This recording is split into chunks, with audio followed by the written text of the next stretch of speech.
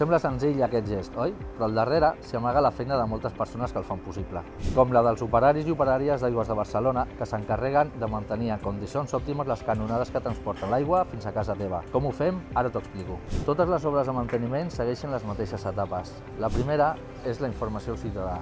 Informem de la propera actuació a la via pública mitjançant els cartells informatius. La segona, senyalització i seguretat.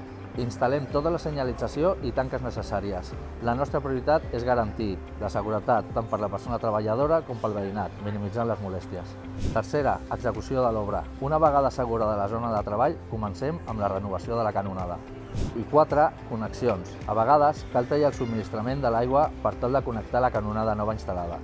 Els clients afectats els hi avisem mitjançant un SMS i cartells informatius.